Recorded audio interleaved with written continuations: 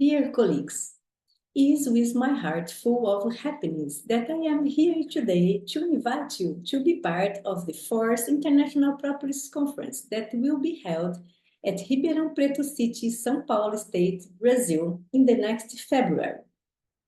In this event, you will have the opportunity to be in touch with several important researchers around the world, and also entrepreneurs, beekeeping, academics, and also you will have the opportunity to do new bee friends.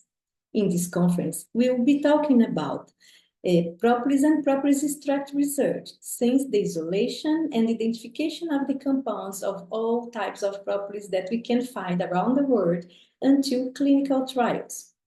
We'll be receiving several colleagues from several countries. Be in touch with us using our website. In this website, you can find all information necessary to your application of abstract and to be in touch with our program. Please consider to come and join us in this important event.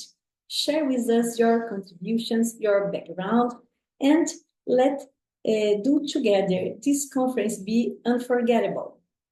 The theme of this year is Propolis Immunity Community Sustainability.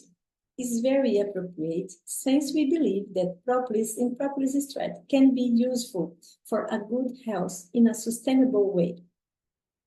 Come and join us. It will be a great pleasure to receive you in our city.